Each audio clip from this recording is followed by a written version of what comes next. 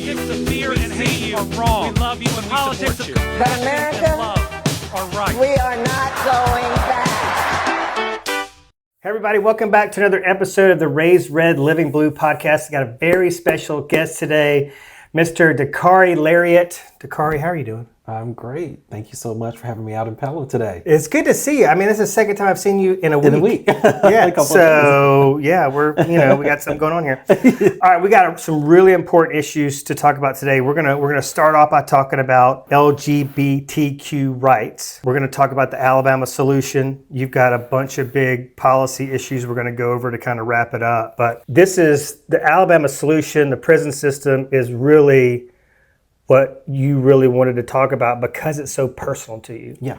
Can you just tell us a little bit about, I'm sure you've got it kind of perfected now, kind of an elevator speech on what happened, how this unfolded to where you were almost framed for drug possession? Yeah.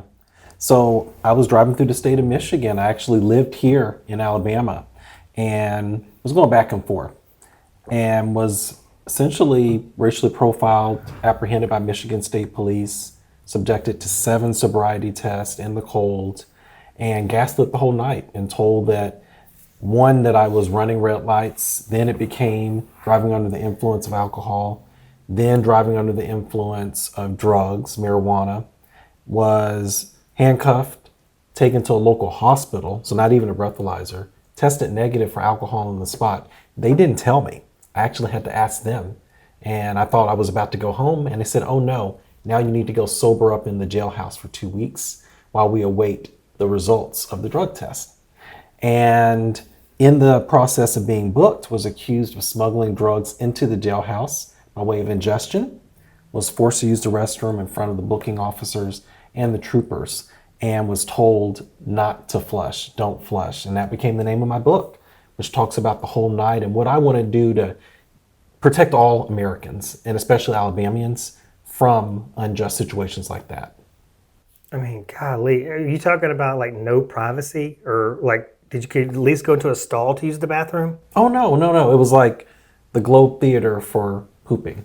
And the booking officers are there, the troopers, and they told me don't flush. So we'll never know what their intent was. Was it to plant something in my stool? I have no idea.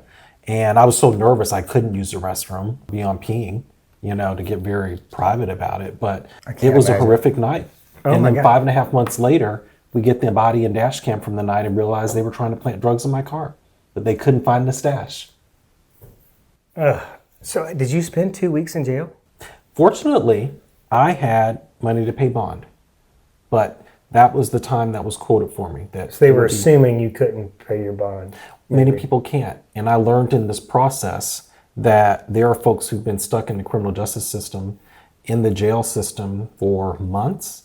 You think about it, you're a no-show for work, you lose your car, you can't afford to pay and bond out, and it becomes a vicious cycle.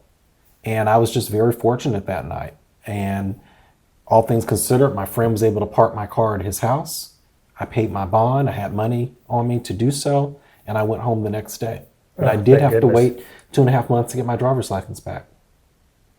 Wow. Yeah. And so have you filed suit, or what are you doing now this fight is still ongoing, Yes. right? Fight's been going on for 1.5 years. So charges against me were dropped within days. There was no evidence of any wrongdoing or drug use or alcohol use.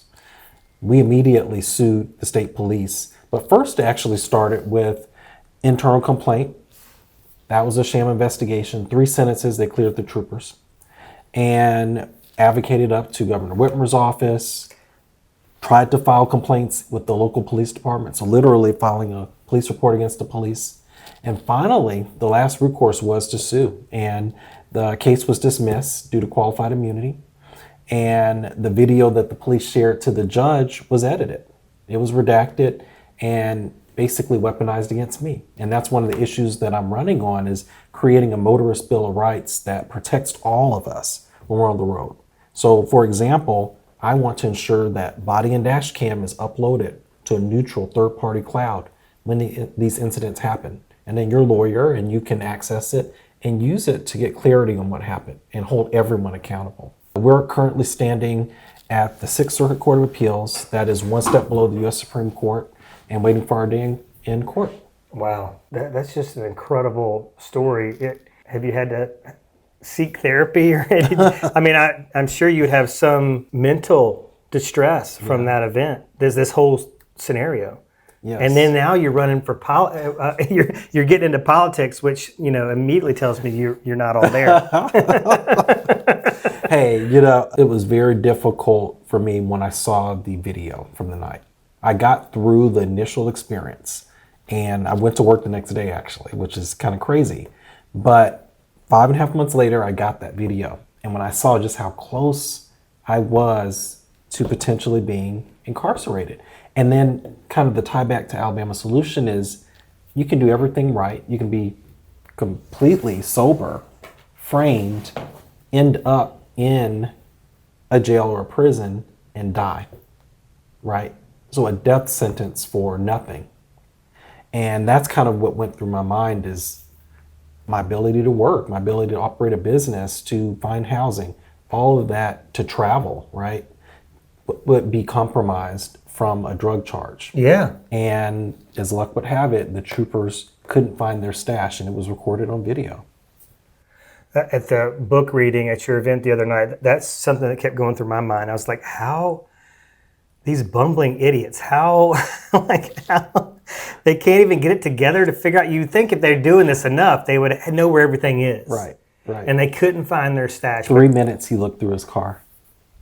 So, I don't know. And it's like, these people are supposed to protect us. Right. I think the biggest thing, but one of the big things that's really pissing me off is that we have a president who is not president for all Americans. Mm-hmm. We've got probably basically a shoe-in for governor who's already saying he's not going to be everybody's governor. If you're a Democrat, he doesn't see you as a constituent, and that's a big problem. And I guess it's a good segue into our questions about the GOP attacks on the LGBTQ community. But this is I think, is it taboo to say this is an authoritarian push, an authoritarian move? Do you feel like this is a power grab in Washington that's, trickling down to state and local? Oh, I feel it right now. So my book reading was Tuesday, 2 days ago.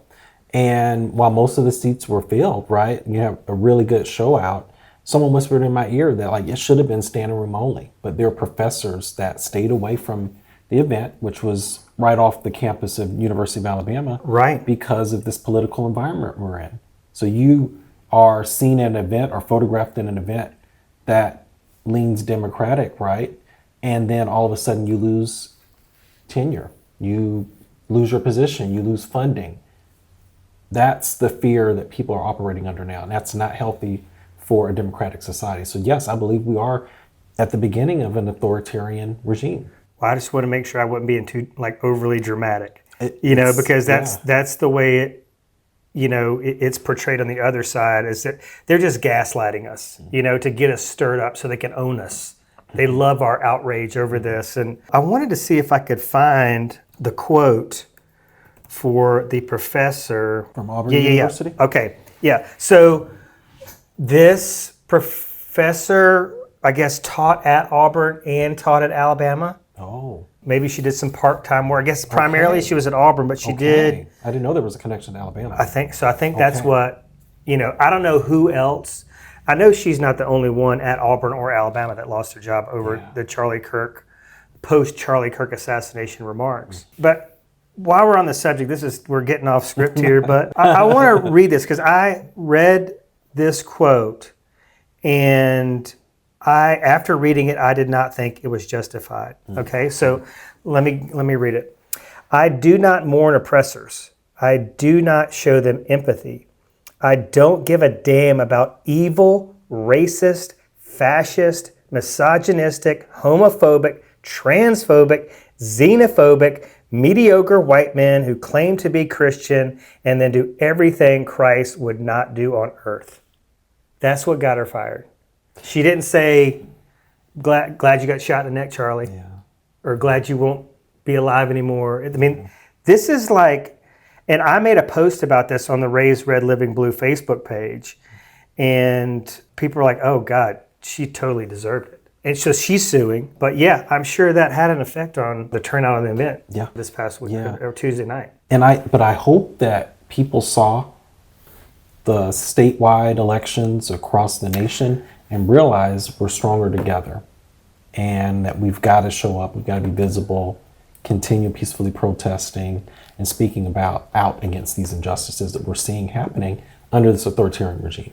Well, I'm hoping that people and I understand, I mean, the mindset of my vote doesn't matter. There's no way, but Jeff and I were talking about the margin of victory by which the Democratic mayoral candidate Mobile lost. It was 1,300 votes. Oh, yeah. So, I volunteer for that campaign too. I mean, Robert Drummond, yeah. Yeah. And that's a campaign that will hurt Mobilians. This guy is a person of wealth and influence, and I'm sure he's not overly concerned about people that are at or near below the poverty line, however you want to put it. So, but it just goes to show you. I mean, I'm looking at just the number of people that vote in general, the number of people that voted in the recent Hoover mayoral race. It's like a lot of people just don't vote. Yes. And now's the time to vote, because I think, have you heard people say, well, it doesn't matter who's in the White House. My life doesn't really change all that much. This has completely made that clearly false. Yeah, we're in a totally different. We're in a totally different ballgame here. And I try to reach people with some just very, I think, down to earth, common sense language that should resonate with people. For instance, all we heard was if Obama gets elected, he's going to burn the United States to the ground. Yeah. The United States will be left in ruin and ashes. And so I get in these troll battles online, which is entertaining, by the way. Everybody thinks I must be crying my eyes out, but I'm like, engagement. Yeah. I'm loving it. But I'm like, look, does that not register at all with you that he left office and America was in better shape than when he left? No fires, no ruins. No radical. It's just like everything. We're all going to be radicalized. Yeah. But this is the issue, right? With the rights, the right wing's position on LGBTQ is I feel like there's a couple things going on. They feel like it's a radical lifestyle that somebody has chosen. They feel like this is an ideology they're trying to spread to the youth and turn people gay, and that it's very possible. It's a very influential, it's just cool. I've heard, people like at Trump rallies, they're asking them questions like, why are you anti this movement? That's what they say. You'll hear an old fat white guy go, well, I don't want to be turned gay. And I don't want my grandkids to be turned gay. But you've spoken out on these attacks. What parallels do you see between the LGBTQ movement and what's going on today with the MAGA authoritarian movement? Well, it's all about finding a minority group to terrorize and then to galvanize your base against. And even now there's a lot of talk about is marriage equality. And that's what I actually want to call it and frame it as. LGBT folks want equality. Yeah. It's not about gay marriage or special privileges or anything like that. It's equality. So we're seeing that discussion come again to the Supreme Court. But I don't really think that is what is at risk. I think we've moved past that. I think it really is, even in the state of Alabama, more than 51% of adults are okay with gay marriage. I think it's the final frontier, if you will, trans rights and visibility. And you're seeing a lot of attacks come from Steve Marshall around that space, not understanding the very sensitive and personal decisions that parents and children and doctors need to make. And that's really what it is. These are privacy issues and they're medical issues. And I hope that we can support families versus terrorizing them and making their lives even more difficult. In the way they frame it, though, is like these parents are mutilating their own kids or encouraging to consent to this mutilation. Right. And it goes back to science and their anti-science stance. And I saw a quote from Nancy Reagan on a meme the other day. I don't know if it's true, to be honest with you, but she said, like, Republicans don't care about something until it happens to them. Until it affects them. But this is a biological situation. I can't imagine feeling like I'm a woman, but I'm trapped in a man's body. Yeah. And all that goes along with that. Right. There's a great docu-series out there with Will Ferrell. And just like, why would people don't want to put themselves in a position, like especially a white male who's never been on the receiving end of bigotry or any type of hatred. I mean, you're not going to put on a wig and a dress and go out there and parade around unless that's who you feel you are inside. Yeah. But there are parallels to other authoritarian regimes throughout history. This is what they do, right? They go after the most vulnerable. Exactly. And what you're saying is they're galvanizing their base. It's like stirring the pot, right? For sure. They're just firing them up. Let's get one common enemy. Yeah. Let's use fear, let's use hatred, let's use cruelty to kind of galvanize everybody. How does using fear, whether we're talking about people that are minority, LGBTQ, immigrants, how does that consolidate political power? I mean, especially we saw the Latino population really rally around Trump in 2024. How does this shift happen to where they can actually use this to their advantage without somebody going, this is bullshit. Like, this is, you're going to get somebody's human rights. An example, Tuberville, I mean, this is the Republican Party seems to take some moral high ground on their understanding of the Constitution. But Tuberville wants anybody that practices Sharia law to be expelled from the United States. So I'm lost on the fact that that's a constitutional protection. It's one of the reasons America was even invented or founded. Right. People were, persecution. yes. So, I mean, I don't know. These people, clearly they know better. I think it's designed to trigger this very primal emotional response. And, we're suffering trying to get people to the ballot box. You saw in August, our municipal elections were like 15%, 20% turnout. Yeah. So if you can trigger that emotional response, I think that can put you over the edge. But it's just it's not in line with our values. I think most of us here in the state profess to be Christian, at least of faith in general. 77%, I believe, is the number. So it's really a big cognitive dissonance for me that you hear these arguments from leaders like Steve Marshall, but it's seemingly misaligned with who we are as Alabamians. I'm going to continue to hammer this. I'm just calling it fake Christian. It's fake news. It's fake Christians. I don't care what you say. I'd love to debate somebody on this, that Jesus was a socialist. A little bit off script here, but there was a Fox News commentator right after, I think it was just very clear at that point that Mom Donnie was going to win. And she was not using the word socialism. She was using the word communism to describe him. And I made a post about it. I was like, these are not the same things. Right. These are not the same things. So what they're doing is they're trying to fire it up and say, the immigrants are going to overrun the community. There's going to be people in drag in the schools. The minorities are going to run wild. Crime's going to run wild. That's what you're saying that they're doing. They're trying to get the vote out because the only base they really have, it seems like, are people that are just very uneducated or maybe baby boomers. Baby boomers seem to be a big problem in America. And that's another thing. My campaign is really built on education. That's the first pillar of the campaign. Think about it, civics. It's really lacking the understanding of it. The implications of when you vote for a president, you're then allowing that person to select the judges. And not just the Supreme Court, but there are many different layers. So I think about my case in Michigan. We are next going to be up against a panel of 3 judges. And Trump has so stacked these courts. the appeals courts as well as the Supreme Court, I could very well get a panel of 3 Trump appointed judges. And if that's the case, my case is going to be dismissed. And I know that just, based upon who appointed those judges. So there are real repercussions to who we vote for or who we sit at home and then don't participate in the vote. The partisan nature of the justice system from the Supreme Court all the way down is sickening. It just go back to like the police officers that night.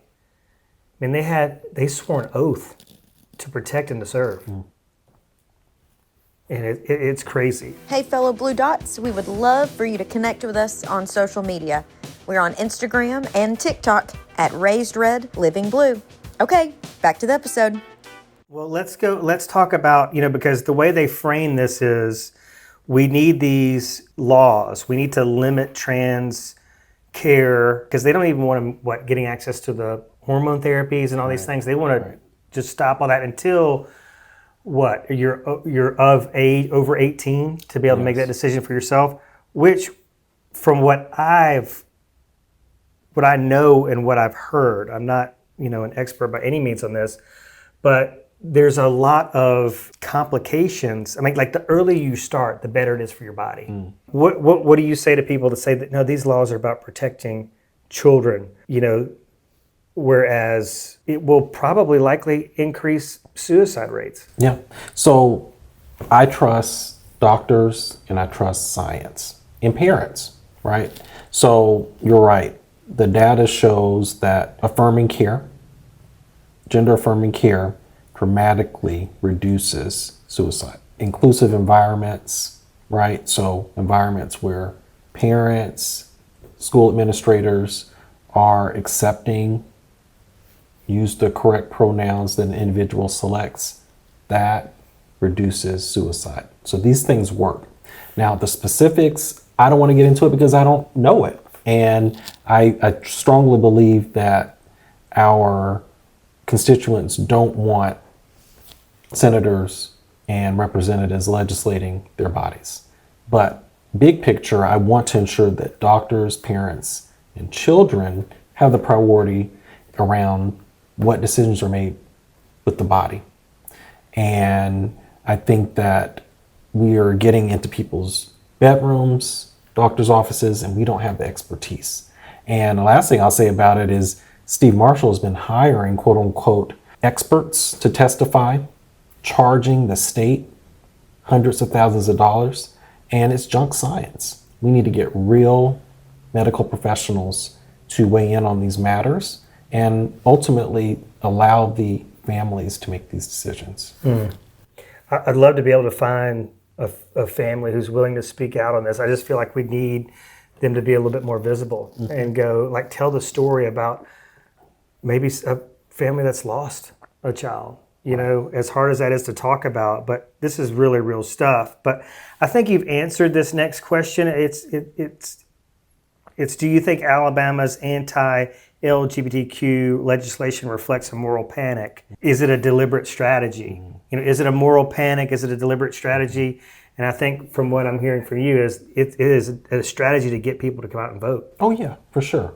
For sure. And then to ignore the poor record of our leaders. So you think about it, Kay Ivey in place for 9 years, Steve Marshall, 8.5, 9 years.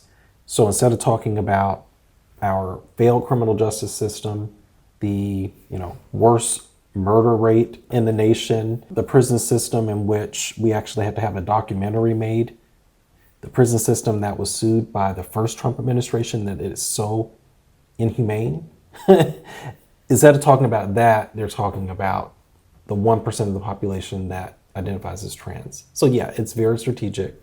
And I think you said something a little bit earlier that resonated with me. How do we humanize and tell the stories of families so that we can support them in the right way and not allow them to be demonized? A lot of work was done, I would say, with Black folks. A lot of it was visibility through sports and entertainment. We start to see that with gay people as well. And I think the final frontier is telling the trans story, humanizing these people, and stopping folks like Steve Marshall from demonizing them. Yeah. So I'll just put this out there just in case anybody watches or listens. If they're wanting a platform to do that, I would love to help you, tell your story, because that would be amazing. I can remember being at a church function back in Fairhope, Alabama, where I'm from, and hearing the pastor's wife whisper something derogatory about trans kids. And, I really didn't, I don't know, I just dismissed it. I didn't really think too much about it. Now that I'm looking back on it now that they've made this such a very prominent part of their political strategy from a national perspective, it is just so in your face. I'm like, gosh, that was, I don't know, that's like 5 years ago, before even all this was really getting, hot. But as a person of faith, do you attend church? I do. So very affirming church, United Methodist. Okay, so they're very, this is what I love. One of these days I'm going to do this, because I'm driving down the road. I'm in real estate. I'm in my car a lot. And I pass these church signs, and they got the, the little sayings on there. Some of them are cute. They got a Bible verse.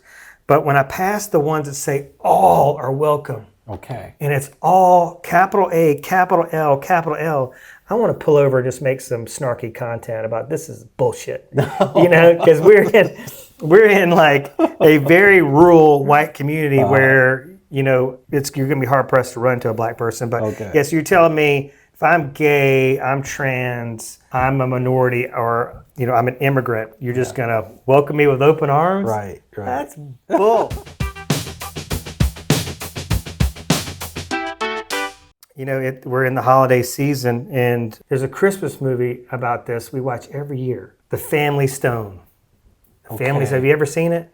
I know the name. You gotta. It's one of my favorite. I watch it every year, and especially now that she's gone, I'm gonna really, make a point to. It'll be special this year to watch this movie.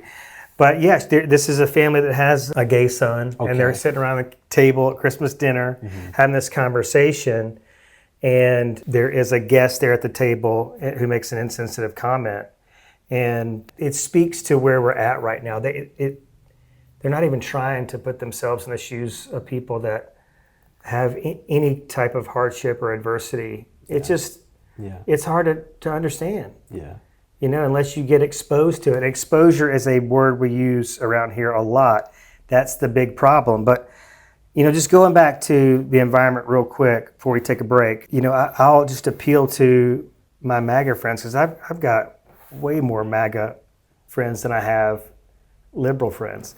And I'll just say, hey, isn't like breathing clean air? We're all breathing the same air. Yeah.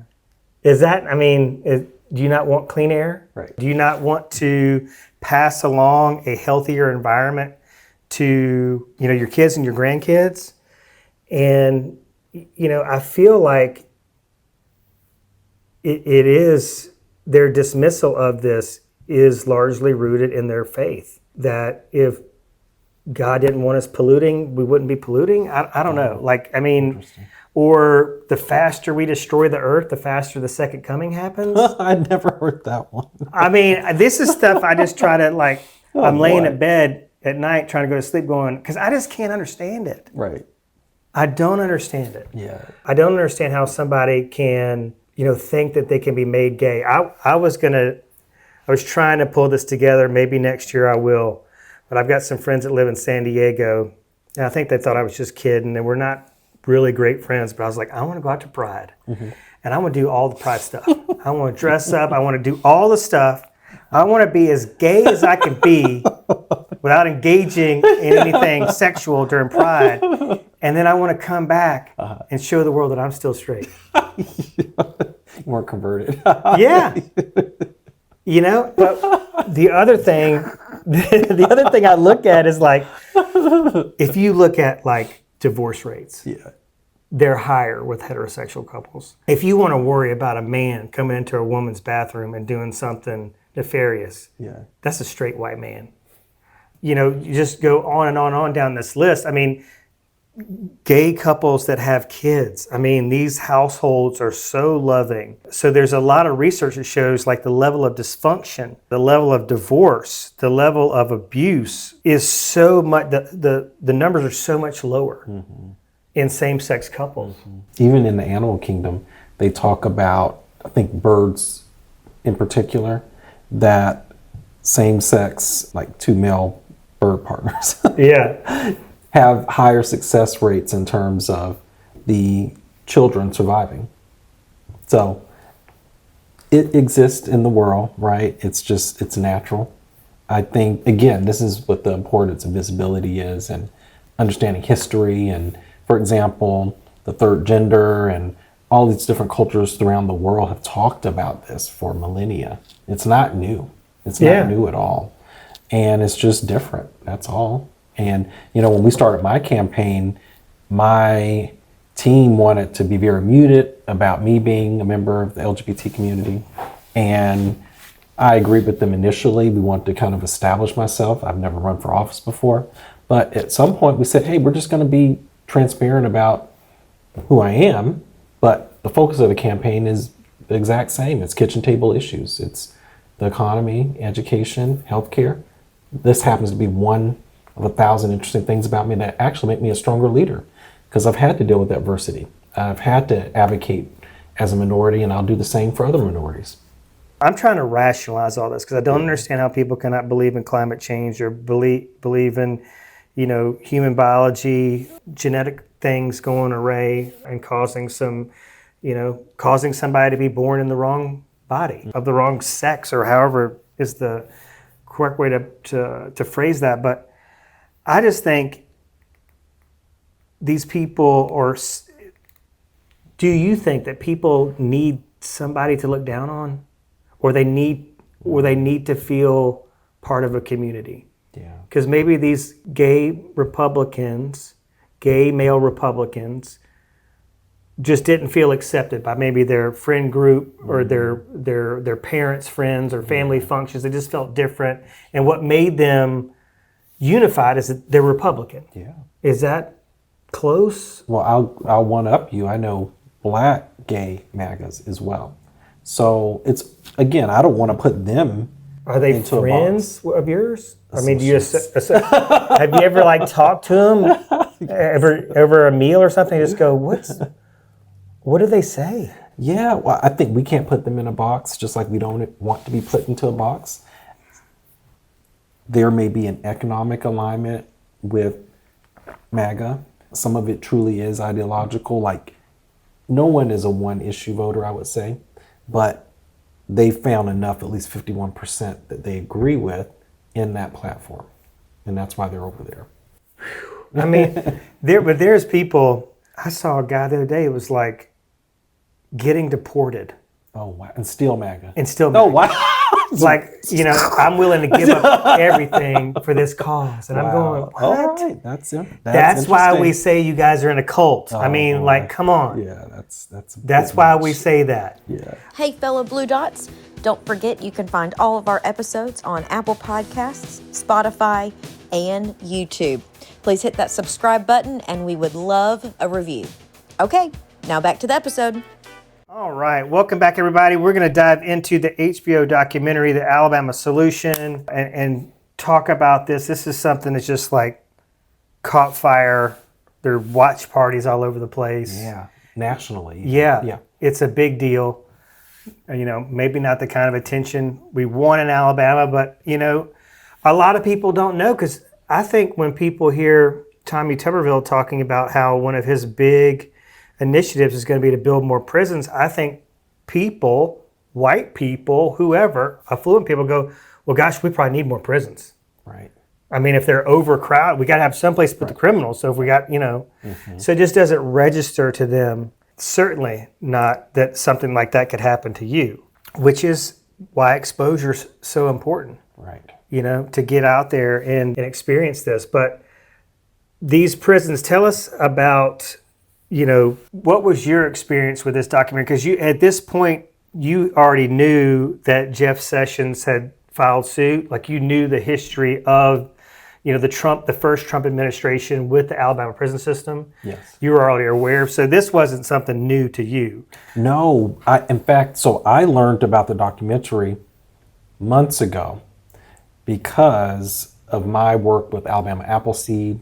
So I heard one of the leaders from Alabama Appleseed, the executive director, speak, and was immediately drawn to their work in advocating for all Alabamians, because incarcerated people in those families are Alabamians. Would you tell us a little bit about Alabama Appleseed? Yes, absolutely. And that's definitely someone you want to have on the show. So Alabama Appleseed is a leading nonprofit organization, and I'll give you their contact information. Okay. And they advocate for families and individuals in our Department of Corrections. And specifically, they are addressing these aged out individuals who've been incarcerated for 30, 40 years. And essentially, it's a nursing home. And many of them were convicted on crimes that may not even be crimes anymore, or they were so minor. And a typical incarcerated person cost us, as taxpayers, $60,000 a year.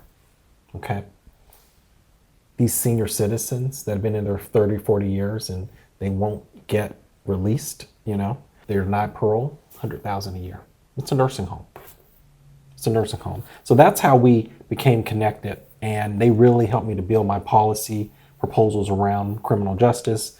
And then from that discussion, I learned that there would be a prison oversight hearing at the State House. So that's where the legislator of Alabama works.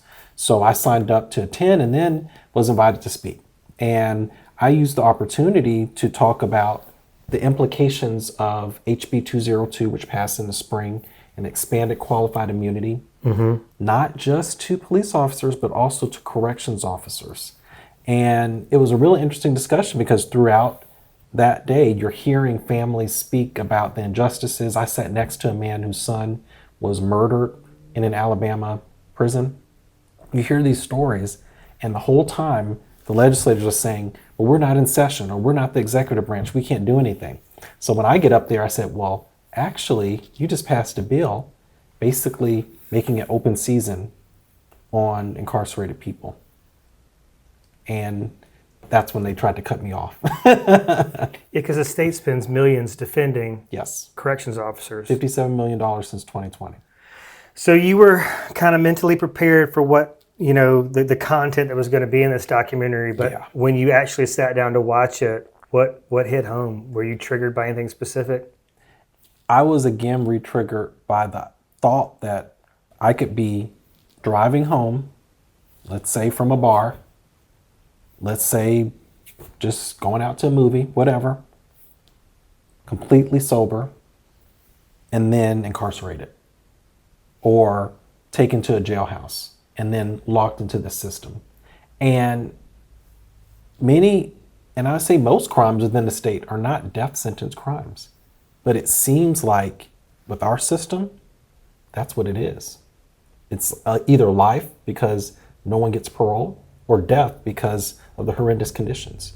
277 people died in Alabama prisons last year. And the biggest categories are homicide, suicide, and overdose. It's crazy. Well, in the documentary, there's images of like blood on the walls and things like that. But yeah, that could very well have been you. And then it could be. That's what's so scary. After the incident, after my false arrest, I was paranoid about driving even to a drugstore. I would walk. I would literally try to walk and do all my errands walking. I live downtown in Birmingham versus getting in my own car. I would go like a week without touching my car. I was that paranoid. Every time I saw lights, I was paranoid. Because what if one little misunderstanding led to me being in a jailhouse? Well, let's back up just for a second, because at your book reading, you gave some context, some background on things you're already taught as a young black male. Yeah. Right? Like to have your license either out or handy. You can't be digging, it can't be looking like you're digging for something. Right. So have, everything, it's almost like this choreography in your mind of how you're supposed to respond. And so that night you you were going through the motions of doing everything you knew to be right. So that would be easily recognizable, or should be, to an officer of the law, that you're a law-abiding citizen. Like, not trying to hide anything. Here's my ID, whatever you need, answer all your questions type thing. So after your experience and after the experience of watching this documentary, I mean, what's your outlook on the justice system, especially here in Alabama? I think when I look at how HB 202, the Back the Blue bill, passed by a supermajority, I can't expect any real changes to happen here in state. We don't even know that there's a problem. There's not, even with all the pressure, and I'm so excited to see these screenings throughout the state and the nation, I don't think that the legislative branch, and certainly not the governor and attorney general, they don't believe there's a problem. We've got to address these problems federally, and that's why I'm running for United States Senate. That's why I'm creating the laws that I think need to be rolled out federally. And so I created a 6-point legislative plan to address the issues here in Alabama and all states. So I want to have civilian review boards. So take the families that you saw in the documentary that speak at the State House every quarter. Let them be the board that investigates these issues and gets the answers. We need to make sure that drugs are not being introduced and other contraband into the jailhouses. We know that corrections officers are drug dealing. It's shocking. I've heard of corrections officers tripling their salary by drug dealing because they have a captive audience. We need to have drug treatment in the facilities, and then we need to focus truly on being corrections. It's called ALDOC, Alabama Department of Corrections. So are we providing treatment programs? Are we providing re-entry programs, developing skills that will be useful for individuals so that they can come back into society and not reoffend and be productive members? And then finally, we need a legislative review. So end to end, are our policies in adherence with the Constitution? And we know they're not. The businesses, I want to do a deep dive into all the businesses that have worked their way into our correction system and are not working for Alabamians. So the fast food companies that are, paying folks $2 a day and farming them out. I think we saw a situation where someone's doing grounds work. The industrial food supply companies, the industrial farms, they're in on the mix as well. We need to look at all of this and make sure that it's constitutional and fair. Can you tell us about, because I want to make sure everybody understands what qualified immunity actually means. Yeah, absolutely. Can you break it down for us a little bit? Sure. So essentially it is that, I call it a force field that protects civil workers, and we think about it mostly with law enforcement, but it can apply to corrections officers and other government officials. And it prevents individuals, the public, from suing because these individuals are shielded for doing, quote unquote, their job. And sometimes you make a mistake in your job. And so, to use my personal experience, the judge ruled that there was probable cause to stop me on April 10th, 2024, because it was 3 a.m. Okay? We disagree with that, and we'll fight that in court.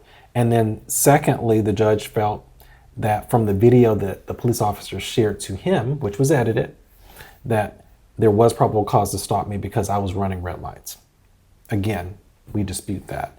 So that opens the door to everything else that happened to me that night, and essentially not prosecutable, not at all worthy of a day in court. Scary stuff. Yes. One of the things I was so impressed by, though, when I got to speak to you the other night after your book reading, was that you're not even elected and you're already authoring legislation. I hope someone takes it and passes. I mean, I would love to be the one who does it, but take it. It's on my website, DakaraLarriett.com. And you said to me, elected or not. Yeah. This is you're not giving up, you're not stopping. Elected or not, you're on this mission to see real reform in this. Mm-hmm. I'm wondering, so these watch parties, if they could be influential to helping Democrats get elected in our upcoming elections. I don't know. There's a true crime fascination. People love the podcast and the books. I know. I mean, I'm into it as well. But I think that would get people to watch this because, they're into it. It's like a hobby of theirs. There's all these internet sleuths and all this. Everybody's into crime. And we've got to be more creative in how we engage voters. And I was just talking to someone from Australia, and they get a fine if they don't show up to vote. We don't have that here. I don't see that ever happening. But God, how do we, if we did, right? How do we, we need a pull strategy to the polls. I think that is a good way to do it. One of the things we're doing on our campaign is thinking about every single form of media. So I am bringing on a heavy hitter to help the campaign upskill its social media. We've been the most covered from a PR standpoint, including the big Republican names in the race. Yeah. So how do we really get people excited? And then the book. So the book, that's my 125-page resume. And I think it's very closely connected to Alabama Solution, and that it's a true crime story. It really is. Well, I see you doing you do all kind of podcasts. I mean, you're not turning down an invitation to get out there and speak. I mean, how do you stay? I don't know if the word is grounded, but you've got to not let your emotions kind of get entangled in all of this. There are good correction officers out there. There are good men and women in uniform. Right. But the need for reform is there. I feel like this should happen. If you're a Caucasian person and you go to one of these viewing parties or you watch the documentary at home and you go, shit, they know this is going on. They're turning a blind eye to this, or Tuberville's running on building more of these hellholes. Hell no. Right. I'm going to get off my couch and do it. But you've had such a personal experience with this. Do you have to, you just seem like a very chill person to begin with. But do you ever have to, you see yourself getting maybe too emotional about it, or maybe getting, I don't know, unprofessional, or, I don't know, raising your voice? I went through therapy, and there was a time, I would say shortly after seeing the body cam again, when I saw how close it came to me, it was a very difficult time to be around me. You had physical reactions to that, right? Yes. So I went through this period of months where I would wake up at about 2, 3 a.m. when the incident happened, and I could not go back to sleep. My body was in fight mode. And it took a lot of therapy, writing my book, and talking about what happened to get past it. So I'm in a much better place now, for sure. But you're right. There are so many brave men and women who protect us every day. They're worthy of our respect. And I have many of them in my family, the FBI as well as Birmingham Police Department. Oh, wow. Yeah, absolutely. So I've never, ever been anti-police. I am anti-drug planning. That's what it is. And it's such a shame that these guys, they're the bad apples we talk about all the time. These are the bad apples. But the state of Michigan is spending millions of dollars defending them. That's their money. Michigan taxpayers, you are footing the bill to defend drug planters. Well, and so the motivation is, and you talked about this the other night at your event, the more people they send to jail or prison, this adds to their resume. It makes their resume look more impressive. Right. We had a prosecutor, Steve Romey, former prosecutor, that spoke to that. I didn't even know that they have rosters, and it's like you get points for trafficking. And that's interesting. In my night of false arrest, they tried to implicate me in a drug crime 3 times. 3 times that night they tried to implicate me. That's more points than a speeding ticket or whatever they allege that I did, a moving violation.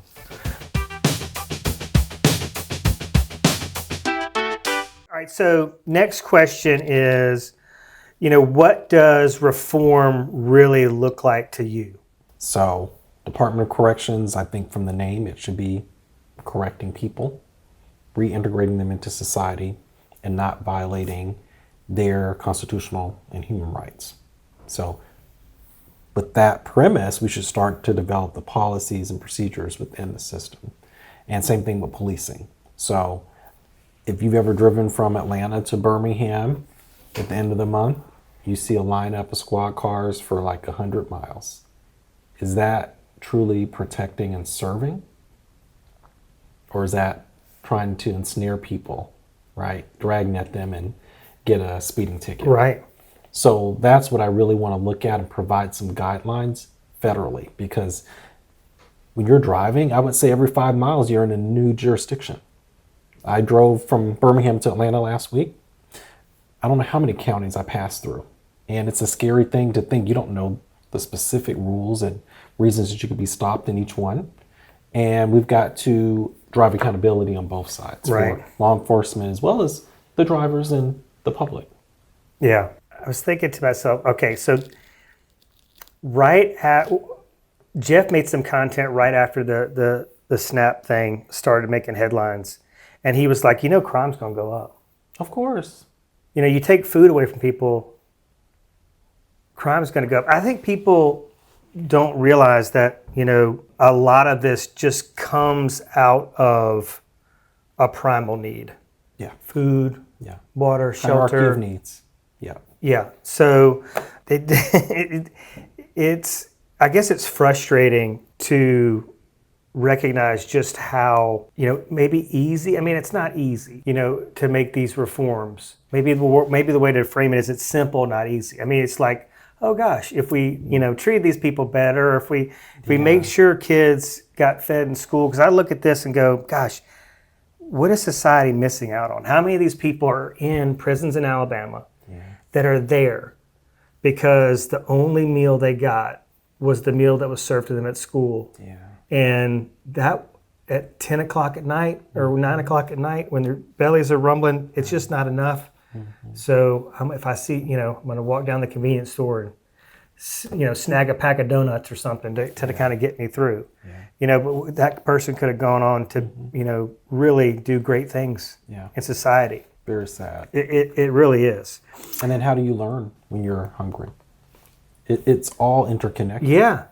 So SNAP benefits largely go to children and senior citizens, right? I mean, it's just really horrific. All right, when people say to you, Dakarai, if you didn't do anything wrong, then you have nothing to fear. What is your response to that? Well, I didn't do anything wrong on April 10th, and look what happened. Yeah, bad things don't happen to innocent people, Dakarai. Like what? There has to be something there. Yeah. Well, it's so curious. During the internal investigation, the lieutenant asked, did you get your own drug test privately? And what were the results? And my cousin, who's in law enforcement, coached me immediately, once I got out of the jailhouse, get your own drug test result. Of course, it was negative. But in that moment, I realized they had failed so badly that night, they were contemplating whether it made sense to fabricate my drug test results, because they were sent to the police headquarters, the police lab in Lansing, Michigan, and they had not yet released them to me yet. So bad things happen to innocent people all the time. In fact, we find out almost every week that someone's been incarcerated for 20 years and they really didn't do the crime, and that someone testified falsely a generation ago. We oftentimes halt their execution. There are a lot of innocent people in prison. And that was something that kind of came to mind too as I sat in the jailhouse that night, was how many other innocent people are here? This was like a three-legged monster. Okay, so they were trying to plant drugs or some kind of contraband on you. Stash. That was caught on audio. Okay. Then when that didn't work, they're like, all right, well, we can get somebody with dirty pee to pee in a cup and we'll say it's Dakari's. Maybe they just bypassed that and said, oh, it'll be easier for us to fabricate a story about him smuggling drugs into the jail. Through my stomach. Yeah. So, I mean, that's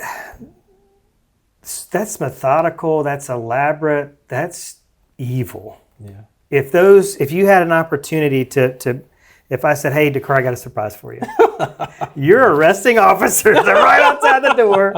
I'm going to go get him real quick and bring him in here, and gave you 5 or 10 minutes alone with him. Like, what would you say to these guys? Yeah. I don't know if they wouldn't be truthful, but I would say why. Yeah. And how many other people. And that's the other thing. I said my final recourse is to sue civilly, but there is one final string that might yield some results. There's a department within Michigan called the Michigan Department of Civil Rights. And I filed a complaint with them a year ago. It's ridiculous. But my most recent interaction with them was probably about a month ago. And they're currently mediating and going back and forth between the police and myself. So I would just love to hear, like, why? What was your thought process that night? And my open request is to let every single person that had a conviction from these guys know. Let their attorneys know. I didn't even think about that. The lead trooper that night has been in the force for 10 years. I couldn't even think how many times has he done this before. He couldn't find his stash. And I spent $600 for the body and dash cam, which they edited, right? I mean, the files are literally called redacted. We sent them to 2 audiovisual analysts. They said there's missing metadata. These are not these have real obviously files. been manipulated. Yeah. So how many people have $600 and a year and a half to fight? And I've hired 2 attorneys. I spent $2,000 on audiovisual analyst. Just got another bill from my attorney. How many people are able to fight this way?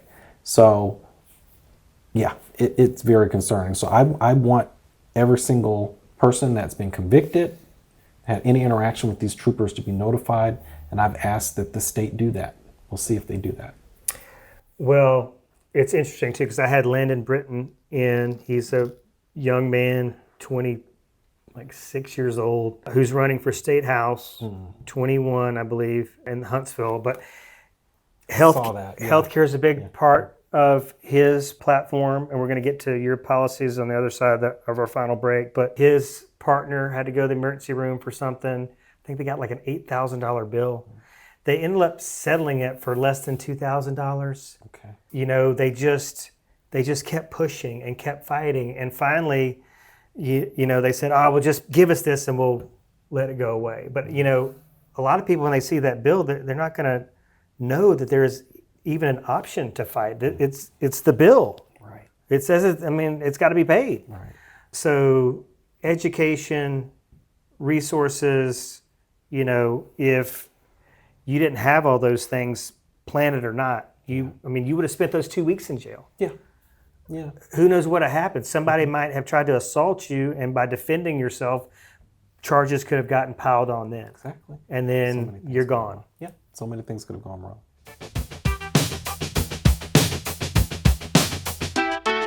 All right, Dakaria, you ready to get into I'm ready. this? Let's get into it. All right, this is the nitty gritty.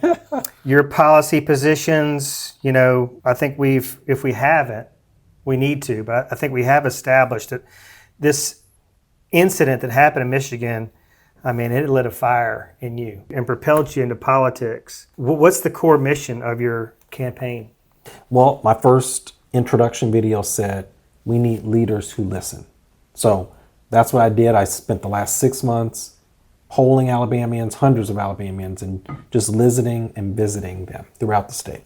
So with that, in my role of public service, the priorities they told me are, 1, defend the democracy. So, I mean, that's just kind of an umbrella that we have to do every day.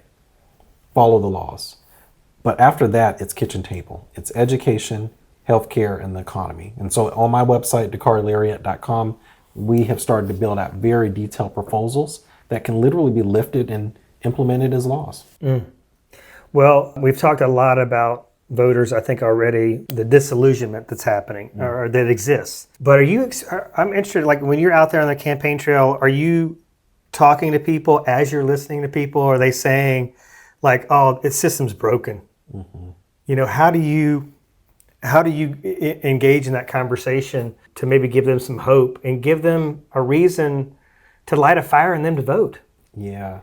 So obviously the ones who come out think that there's a chance that we can fix things. Yeah. Once we start door knocking, I think that is where we'll see a little bit more hopelessness, sadly. But I think realistically that is kind of the dynamic. The people that I'm meeting right now are largely primary voters. They are out at the Democratic clubs. They're coming out to events and rallies, things like that. But as we start calling folks and working down, it's going to take a bit more convincing to get them on board and to show out and show up. And that's why we started to do things through podcasts. So going to where people are, going to TikTok, filming a video with the rapper, talking to people in different ways. That's awesome. So a lot of folks, I had this discussion with Dr. Boyd, but a lot of folks, just they think it's a fool's errand. We're in such a red, painted red, conservative, deeply conservative state that the chances of a Democrat winning, it's a fool's errand. How would you address that? How do you address that? Every seat has to be contested, no matter what. And I see this as one of the most humbling forms of public service, running in a red state on a progressive agenda. And it's very difficult for us to raise money. It's very difficult for us to get media attention. That's why we thank you for the opportunities that you provide us. And either way, I see it as a relay race. I am, creating a pathway, and maybe I don't win this time, but it's going to make it that much easier. Senator Jones ran a leg of this race. Yeah. And he was not able to be reelected, but he opened possibilities. And I think now we have, 5 candidates that are looking at the Senate race right now. I think a lot of that has to do with Jones's runs. So we all play a mission, play a role here. I think it can be called a fool's errand, but I think it's quite honorable.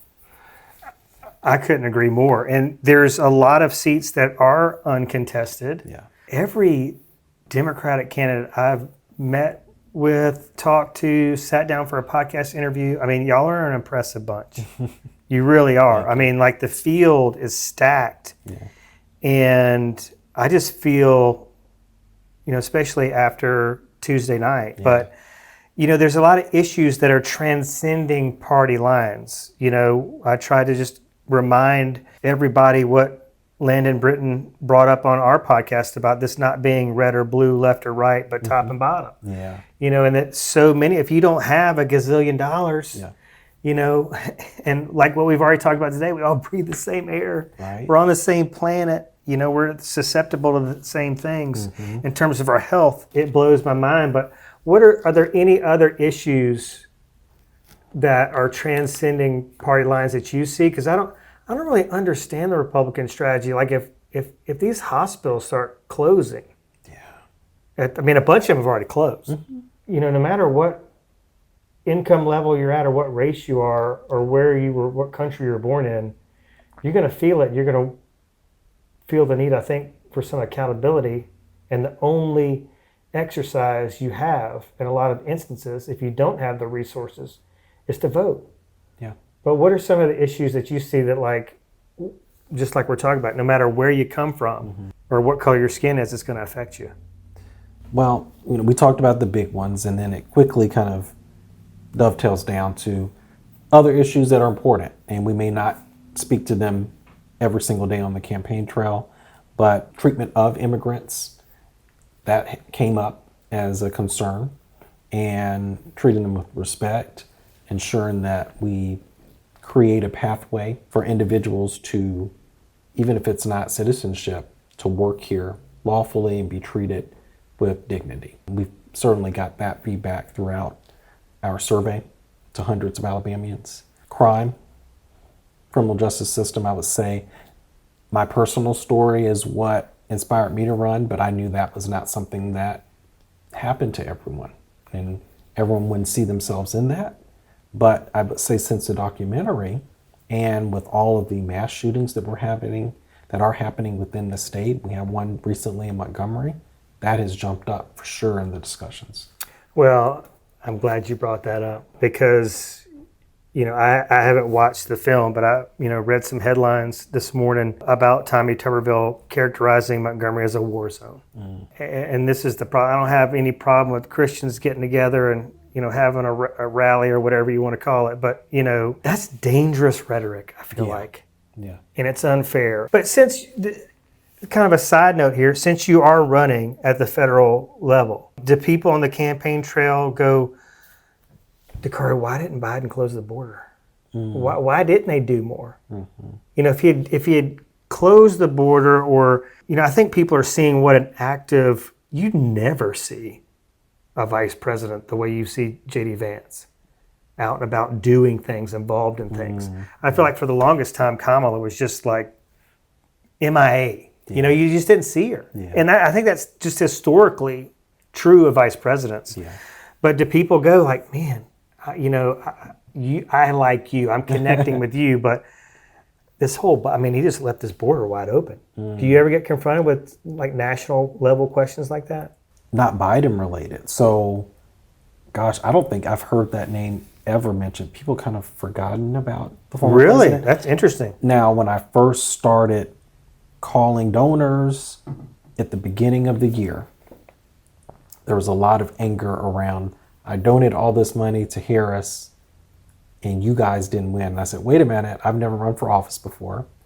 Yeah. And, yes, I'm identify as a Democrat, but it doesn't mean that the party is perfect. I can see the imperfections as well, but there was just a lot of anger around the state of things. There was a lot of shock. So I heard and continue to hear more Harris. Like I spent so much money with Harris, but now a year later, right? A year later, from the election, the optimism is back.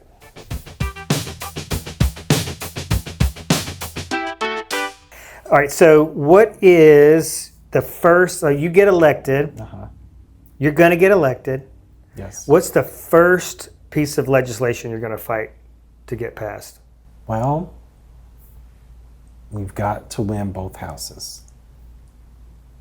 And we have not won big. This week was great.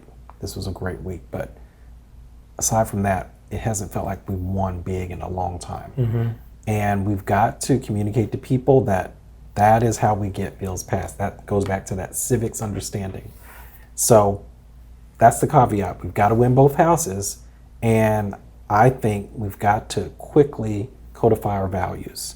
And it's hard to say which is the primary issue, but we've got to tell our base, hey, you got us in.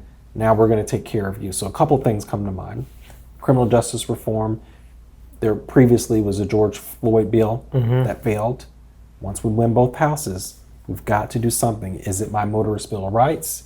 Do they reintroduce the George Floyd bill? Something of that nature needs to be in the top 5. There is Roe v. Wade. We've got to codify this and protect access to reproductive health. And I guess what kind of sits on top, if I have to choose one, is voting rights protection. So if we have no voting rights, we have no democracy. We've got to protect that. And again, we have legislation that's sitting out there that has just not passed. So we need to create a very aggressive plan. Some people are calling it Project 2028, whatever. This is what you're going to get when you give us both houses in the presidency. I love that. Yeah, I've been using the hashtag Project 2026 a lot. I love turning things around on them. Like they have gay conversion therapy. I've got MAGA conversion therapy. They say libtard, I say magatard. I'm like, bring it on. There we go. Bring it on. Fire with fire. So you get elected. You start working very hard to reform the justice system locally in Alabama. What does maybe a reformed justice system look like? A justice system where everybody is truly equal under the law. Yeah. What does that look like? Yeah, and those are the words on our Supreme Court. Equal justice under law. And one that respects constitutional rights and norms. Not a concentration camp. Right. That's what was, I guess you asked a little bit earlier, what was so shocking? The idea that this wasn't Auschwitz. We're talking about facilities that are a day trip away from my home. This is happening in my neighborhood. That was really shocking. So a system that truly is restorative, that is a Department of Corrections, and treats people fairly. That's the goal. Yeah, it comes down to human rights and the value of a humanity. Because I feel like a lot of people don't feel like everybody deserves equal rights. Right. Certainly not equal rights under the law. You mentioned reproductive rights. We have all these countries that, as being somebody who was raised red, I was always taught, well, the medical system in Canada sucks.